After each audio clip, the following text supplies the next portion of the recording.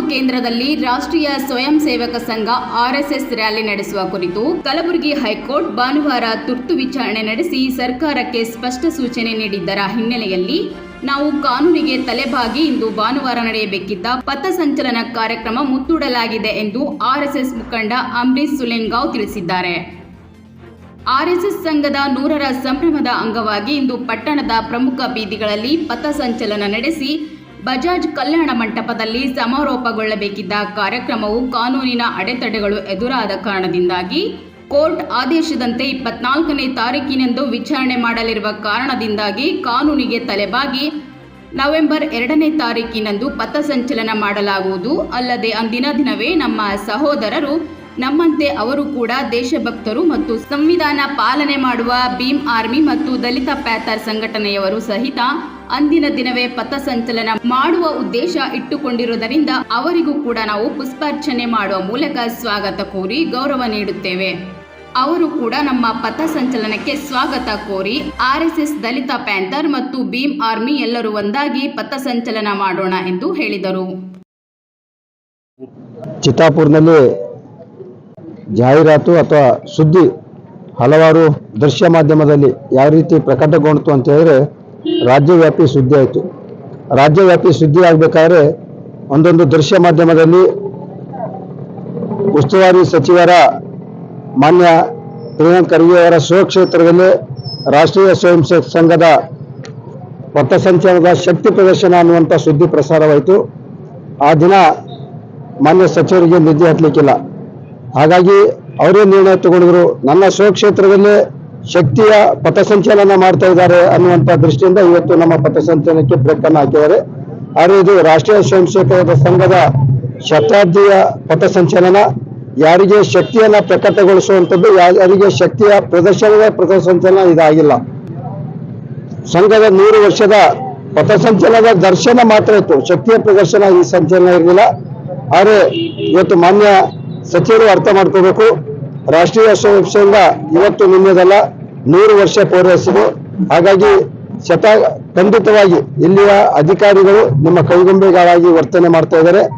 ಈಗಾಗಲೇ ಇವತ್ತು 3 ರೀತಿಯ ಮನವಿ ಪತ್ರ ತಹಸೀಲ್ದಾರ್ ಮುಂದೆ ಇತ್ತು. ರಾಷ್ಟ್ರೀಯ ಸ್ವಯಂ ಸೇವಕ ಸಂಘ 14ನೇ ತಾರೀಕಿಗೆ ನಾವು ಮನವಿಯನ್ನ ಕೊಟ್ಟಿದ್ವಿ. ಅದ ನಂತರ ನಮ್ಮ ಸಹೋದರರೇ ಆಗಿರ್ತಕ್ಕಂಥ ಭೀಮ್ ಆರ್ಮಿ ಮೂಲಕವಾಗಿ ಆಗಲಿ ಮತ್ತೊಂದು ಸಂಘಟನೆ ಮೂಲಕ ಅವರು ಪಥಸಂಚಲನ ಮಾಡ್ತೀವಿ ಅಂತೇಳಿ ಮನವಿಯನ್ನ ಕೊಟ್ಟಿದ್ದಾರೆ. ಆದರೆ ಮಾನ್ಯ ತಾಲೂಕಾ ಆಡಳಿತಾಧಿಕಾರಿಗಳು ಒಂದು ಸಭೆಯನ್ನ ನಡೆಸಿ 3 ಸಂಘಟನೆಗಳಿಗೆ ಪಥಸಂಚಲನಕ್ಕೆ ಅವಕಾಶ ಕೊಡಬೇಕಾಗಿತ್ತು ಅನ್ನುವಂಥದ್ದು ನನ್ನ ಆಗ್ರಹ ಇದೆ. ಆ ಸಂಘಟನೆಗಳು ದೇಶಭಕ್ತರ ಇದ್ದಾರೆ, ನಾವು ದೇಶಭಕ್ತರ ಇದ್ದೇವೆ. ಅವರು ನಮ್ಮ ಸಹೋದರರು, ಅವರೇನು ಬೇರೆ ಅಲ್ಲ. ಅವರು ಪಥಸಂಚಲನಕ್ಕೆ ನಮ್ಮ ಸ್ವಾಗತ ಇದೆ, ನಮ್ಮ ಪಥಸಂಚಲನಕ್ಕೆ ಅವರು ಸ್ವಾಗತ ಮಾಡಬೇಕು ಅನ್ನೋಂಥ ವಿನಂತಿಯನ್ನ ಮಾಡ್ಕೋತೀನಿ. ನಾವೆಲ್ಲರೂ ದೇಶಭಕ್ತರು ಒಂದಾಗಿ ಪಥಸಂಚಲನವನ್ನು ಮಾಡಬೇಕು ಅನ್ನುವಂಥ ನಮ್ಮ ಅಭಿಪ್ರಾಯ ಇದೆ. ಆದರೆ ಸರ್ಕಾರದ ಹತ್ರ ನನಗೆ ಅನ್ನಿಸ್ತಾ ಇದೆ ತಾಕತ್ತಿಲ್ಲ ಅಂತ ಅನ್ನುವಂಥ ಅನುಮಾನ ನನಗೆ ಮೂಡ್ತಾ ಇದೆ. ಒಂದೊಂದು ಊರಲ್ಲಿ 3-4 ಪ್ರತಿಭಟನೆಗಳು, 3-4 ಕಾರ್ಯಕ್ರಮಗಳು ಪ್ರತಿನಿತ್ಯ ಪ್ರತಿಯೊಂದು ತಾಲೂಕಿನಲ್ಲಿ ಪ್ರತಿಯೊಂದು ರಾಜ್ಯಗಳಲ್ಲಿ ನಡೀತಾ ಇರ್ತವೆ.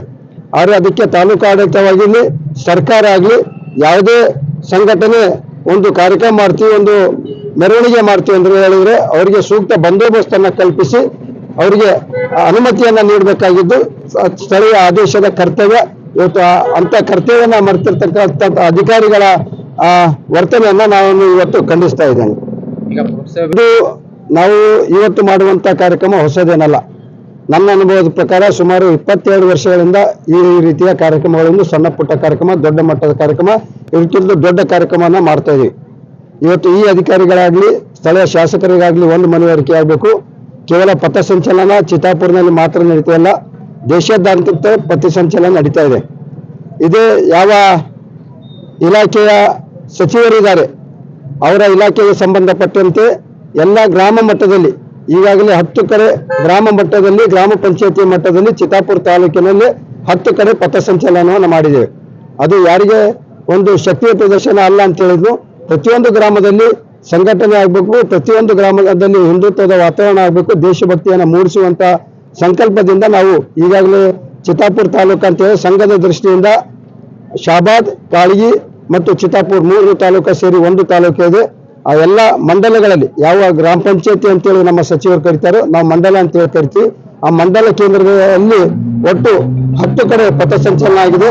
ಅವರಿಗೆ ದಾಖಲೆ ಬೇಕಾದ್ರೆ ನಮ್ಮಲ್ಲಿ ಪೊಲೀಸ್ ಇಲಾಖೆಗೆ ಮಾಹಿತಿಗಾಗಿ ಕೊಟ್ಟಿದ್ದೀವಿ. ಆ ದಾಖಲೆಗಳನ್ನ ಮಾನ್ಯ ಸಚಿವರು ಪಡಿಬಹುದು. ಅದೇ ರೀತಿ ಅಲ್ಲಿ ನಡೀತಕ್ಕಂಥ ಸಂಚಲನ ಮೂಲಕ ಇವತ್ತು ಚಿತ್ತಾಪುರ ನಗರದಲ್ಲಿ ಆಗುವಂತ ಸಂಚಲನ ಇತ್ತು.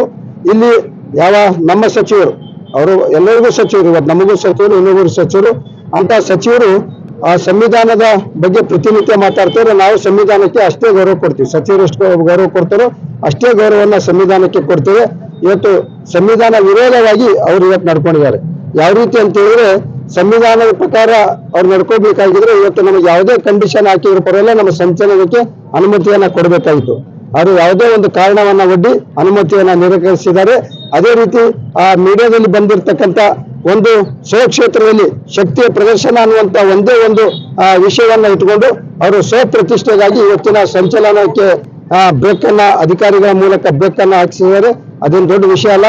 ಮುಂದಿನ ದಿನಗಳಲ್ಲಿ ಸಂಘದ ನಿರ್ಣಯದಂತೆ ಕೋರ್ಟಿನ ಆದೇಶದಂತೆ ನಾವು ಮುಂದಿನ ದಿನ ಸಂಚಲನ ಮಾಡ್ತೇವೆ. ಇಲ್ಲಿರ್ತಕ್ಕಂಥ ಅಧಿಕಾರಿಗಳ ಮನಸ್ಸು ಯಾವ ರೀತಿ ಇದೆ ಅಂತ ಹೇಳಿದ್ರೆ, ಅವರಿಗೆ ನೌಕರಿ ಮಾಡಬೇಕಾದ್ರೆ ಒಂದು ಕಷ್ಟದ ವಾತಾವರಣ ಕ್ರಿಯೇಟ್ ಆಗಿದೆ. ಒಂದು ಅವರು ಹೇಳಿದಂತೆ ಇಲ್ಲಿಯ ಹಿರಿಯರು ಯಾರೇ ಆಗಲಿ, ಹಿರಿಯರು ಹೇಳಿದಂತೆ, ಹಿರಿಯ ಅಧಿಕಾರಿಗಳು ಹೇಳಿದಂತೆ ನೌಕರಿ ಮಾಡಬೇಕು, ಇಲ್ಲಾಂದ್ರೆ ಬಿಟ್ಟು ಮನೆಗೆ ಹೋಗ್ಬೇಕು. ಒಂದೇ ಆಪ್ಷನ್ ಅವ್ರಿಗೆ ಕೊಟ್ಟಿದ್ದಾರೆ, ಟಾಸ್ಕ್ ಕೊಟ್ಟಿದ್ದಾರೆ. ಆ ಟಾಸ್ಕ್ ಮೂಲಕ ಅವರು ಕರ್ತವ್ಯವನ್ನು ನಿರ್ವಹಿಸಿದರೆ ಅಧಿಕಾರಿಗಳಿಗೆ ಅವರಿಗೆ ನಾವು ಸಹಕಾರವನ್ನು ಕೊಡ್ತೀವಿ. ಯಾರಿಗೆ ನೀವು ಭಯ ಪಡುವಂತ ಅವಶ್ಯಕತೆ ಇಲ್ಲ. ನಿಮ್ ಜೊತೆ ನಾವಷ್ಟೇ ಅಲ್ಲ, ಪ್ರತಿಯೊಂದು ಹಿಂದೂ ಸಮಾಜ ನಿಮ್ ಜೊತೆ ಇದೆ. ಯಾವುದೇ ಮೇಲಧಿಕಾರಿಗಳ ಒತ್ತಡಕ್ಕೆ ನೀವು ಬಗ್ಬಾರ್ದು. ಯಾವ ರೀತಿ ನಾವು ಮನೆಯನ್ನ ಕೇಳ್ತೀವಿ ಅಂತ ಕೇಳಿದ್ರೆ, ನೀವು ನೀವು 11 ವಿಷಯಗಳನ್ನ ನೀವು ನಮಗೆ ಹಿಂಬರದಲ್ಲಿ ಕೊಟ್ರಿ, ಆದರೆ ವಿಳಂಬ ನೀತಿಯಲ್ಲಿ ಕೊಟ್ರಿ. ಆದರೆ ಮಧ್ಯರಾತ್ರಿ ನಾವು ಪುರಸಭೆಗೆ ಅನುಮತಿಗಾಗಿ ಪತ್ರವನ್ನ ನಾವು 14ನೇ ತಾರೀಕಿಗೆ ಕೊಟ್ಟಿದ್ವಿ. 15ನೇ ತಾರೀಕು ನಾವು ಚಾನಲ್ ಅನ್ನ ತುಂಬಿದ್ರು. ಮಧ್ಯರಾತ್ರಿ ಬಂದು ನೀವು ನಮ್ಮ ಕಟ್ಟಿರ್ತಕ್ಕಂಥ ಧ್ವಜಗಳು, ಪರಾರಿಗಳು, ಬಂಟಿಸ್ಗಳು ತೆರವು ಮಾಡ್ಲಿಕ್ಕೆ ನಿಮ್ಗೆ ಅವತ್ತು ರಾತ್ರಿ ಮಧ್ಯರಾತ್ರಿ ಇದೆ, ವರ್ಕಿಂಗ್ ಅವರ್ಸ್ ಅಲ್ಲ ಅನ್ನುವಂಥದ್ದು ಗೊತ್ತಾಗಲ್ಲ. ಆದ್ರೆ ನಾವು ಹಿಂಬರವನ್ನ ನಿಮಗೆ ಕೊಟ್ರೆ ಅದ್ರ ಮೇಲೆ 5 ಗಂಟೆ 40 ನಿಮಿಷಕ್ಕೆ ಹಿಂಬರವ ಕೊಟ್ಟಿದ್ರೆ ನಮ್ಗೆ ಆಫೀಸ್ ಸಮಯ ಮುಗೀತು ಅಂತೇಳಿ ನಮ್ಮನ್ನ ದಬಾಯಿಸುವಂತ ಕೆಲಸ ಇಲ್ಲಿ ತಹಸೀಲ್ದಾರ್ ಮಾಡ್ತಾ ಇದ್ದಾರೆ. ಅದನ್ನ ಖಂಡಿಸ್ತೀವಿ. ಯಾವುದೇ ರೀತಿಯ ನೋಡ್ಬೇಕು, ಅಧಿಕಾರಿಗಳು ಅಂತ ಹೇಳಿದ್ರೆ ಹಿರಿಯ ಅಧಿಕಾರಿಗಳಿಗೆ 24x7 ಅಂತಕ್ಕಂಥ ನೌಕರಿ ಇದೆ. ಯಾವುದೇ ಸಂದರ್ಭದಲ್ಲಿ ಯಾವ ರೀತಿ ಮಾಡಬೇಕು ಅಂತಕ್ಕಂಥ ಅವರಿಗೆ ಹಿರಿಯರು ಮಾರ್ಗದರ್ಶನ ಮಾಡ್ತಾರೆ. 24x7 ಕೆಲಸ ಮಾಡುವಂತ ಸನ್ನಿವೇಶ ಅಧಿಕಾರಿಗಳು ಸಾವಿರಾರು ಸಲ ಕ್ರಿಯೇಟ್ ಆಗ್ತದೆ. ಇವತ್ತು ಅದೇ ರೀತಿಯ ಕ್ರಿಯೇಟ್ ಆಗಿರ್ತಕ್ಕಂಥ ಸನ್ನಿವೇಶ ಇತ್ತು. ಅವ್ರ ತಕ್ಷಣ ಅವರು ಎಷ್ಟೇ ಸಭೆ ಮಾಡಿದ್ರು ಎಲ್ಲ ಎಷ್ಟು ಜನ ಅನುಮತಿಯನ್ನು ಕೇಳಿದ್ರೆ ಅವ್ರಿಗೆ ಎಲ್ಲರಿಗೂ ಅನುಮತಿಯನ್ನ ಕೊಟ್ಟು ಸಂಚಲನ ಮಾಡ್ಲಿಕ್ಕೆ ಅವರು ಸೂಕ್ತ ಬಂದೋಬಸ್ತ್ ಕಳಿಸಬೇಕಾಗಿದ್ದು ಸ್ಥಳೀಯ ಅಧಿಕಾರಿಗಳ ಕರ್ತವ್ಯ ಇತ್ತು. ಅವ್ರ ಕರ್ತವ್ಯವನ್ನ ಪಾಲನೆ ಮಾಡಿಲ್ಲ ಅನ್ನುವಂಥದ್ದು ನಮ್ಮ ಮೇಲ್ನೋಟಕ್ಕೆ ಕಂಡುಬರ್ತದೆ. ಇವತ್ತು ಈಗಾಗಲೇ ತಾಲೂಕು ಆಡಳಿತ ಅನುಮತಿಯನ್ನ ಕೊಟ್ಟಿಲ್ಲ. ಅವರ ಅನುಮತಿಯನ್ನ ಕೊಟ್ಟಿಲ್ಲ ಅನ್ನುವಂತ ದೃಷ್ಟಿಯಿಂದ ನಾವು ಕೋರ್ಟ್ಗೆ ಹೋಗಿದ್ವಿ. ಕೋರ್ಟಲ್ಲೂ ಸಹ ಇವತ್ತಿನ ಡೇಟ್ ಅನ್ನ ಪೋಸ್ಟ್ಪೋನ್ ಮಾಡಿ ಕೋರ್ಟ್ ಸಹ ಪೋಸ್ಟ್ಪೋನ್ ಮಾಡಿದೆ. ನಾವು ಕಾನೂನಿಗೆ ಮತ್ತು ಸಂವಿಧಾನಕ್ಕೆ ತಲೆಬಾಗ್ತೀವಿ. ಆ ಕೋರ್ಟ್ ಏನು ಆದೇಶ ಮಾಡಿದೆ, ಆಗ ತಹಸೀಲ್ದಾರ್ ಆದೇಶಕ್ಕೆ ನಾವು ಮನ್ನಣೆ ಇಲ್ಲ. ಅವರು ಕೇವಲ ನಮ್ಮ ಮನವಿಯನ್ನ ತಿರಸ್ಕಾರ ಮಾಡಿದ್ದಾರೆ, ಅಂದ್ರೆ ಅನುಮತಿಯನ್ನ ಕೊಟ್ಟಿಲ್ಲ, ಕಾರಣ ಕೊಟ್ಟು ಅನುಮತಿಯನ್ನ ಕೊಟ್ಟಿಲ್ಲ. ಆದ್ರೆ ನಾವು ಇನ್ನೊಂದು ಬೇಕಾದ್ರೆ ಅವ್ರು ಇನ್ನೊಂದು ಡೇಟ್ ಕೊಡ್ರಿ ಅಂತ ಕೇಳಿದ್ರೆ ನಾವು ಅದನ್ನ ಸ್ವಾಗತ ಮಾಡ್ತೀವಿ. ಅವರು ಒಟ್ಟಾರೆ ಅನುಮತಿಯಾಗಿ ನಿರಾಕರಣೆ ಮಾಡಿದ್ರೆ ಅದಕ್ಕೆ ನಮ್ಗೆ ಸ್ವಾಗತ ಇಲ್ಲ. ಕೋರ್ಟ್ ನಮಗೆ ಮತ್ತೊಂದು ದಿನಾಂಕವನ್ನ ಕೊಟ್ಟು ಅನುಮತಿಯನ್ನ ಕೊಟ್ಟಿದೆ. ಆ ಕೋರ್ಟಿಗೆ ನಾವು ತಲೆಬಾಗ್ತೇವೆ, ಸಂವಿಧಾನಕ್ಕೆ ತಲೆಬಾಗ್ತೇವೆ, ಕಾನೂನಿಗೆ ತಲೆಬಾಗಿ ಇವತ್ತಿನ ಸಂಚಲನ ನಾವು ಮಾಡ್ತಾ ಇಲ್ಲ. ಈಗಾಗಲೇ ಕೋರ್ಟ್ ನವೆಂಬರ್ 2ನೇ ತಾರೀಕು ಮಾಡ್ಲಿಕ್ಕೆ ಅನುಮತಿ ಕೊಟ್ಟಿದ್ದೆ ಅಂತಕ್ಕಂಥ ಜವಾಬ್ದಾರಿ ಮಾಧ್ಯಮದ ಮೂಲಕ ಎಲ್ಲರೂ ನೋಡ್ತಾ ಇದ್ದಾರೆ. ಹಾಗಾಗಿ ನಮ್ಮ ಸಂಘ ಪರಿವಾರದ ಎಲ್ಲ ಹಿರಿಯರು ಸೇರಿ बैठकಗಳ ಮೂಲಕ ಅದೇ ದಿನಾಂಕದಂದು ಯಾವಾಗಲೂ ಕೋರ್ಟ್ ಯಾವ ದಿನಾಂಕ ಕೊಡ್ತದೆ ಅದೇ ದಿನಾಂಕದಂದು ನಾವು ಮಾಡ್ತೀವಿ. ಆದರೆ ಕೋರ್ಟ್ ಒಂದು 2-3 ಸೂಚನೆಗಳನ್ನ ಇಲ್ಲಿ ಅಧಿಕಾರಿಗಳಿಗೆ ಕೊಟ್ಟಿದ್ದಾರೆ. ಯಾವುದೇ ಸಂಘಟನೆಯಲ್ಲಿ ಯಾವುದೇ ಕಾರ್ಯಕ್ರಮ ಮಾಡಲಿ ಆ ಕಾರ್ಯಕ್ರಮಕ್ಕೆ ನಿಖರವಾದ ಮಾಹಿತಿಯನ್ನ ತಗೊಂಡು ಆ ಮಾಹಿತಿ ಪ್ರಕಾರ ಸಂಘಟಕರು ಎಷ್ಟು ವಿಷಯಗಳನ್ನು ಇಟ್ಟುಕೊಂಡು ಕೊಟ್ಟಿರ್ತಾರೆ ಅದನ್ನ ಪರಿಶೀಲಿಸಿ 1-2 ವ್ಯತ್ಯಾಸ ಆಗ್ಬೋದು. ಅಂದ್ರೆ 90% ಸಂಘಟಕರು ಏನ್ ಹೇಳ್ತಾರೆ ಆ ರೀತಿಯಾಗಿ ನೀವು ಸ್ಪಂದನೆ ಕೊಟ್ಟು ಅನುಮತಿ ಕೊಡಬೇಕು ಅನ್ನುವಂಥದ್ದು ಅವರಿಗೆ ಚಾಟಿಯನ್ನ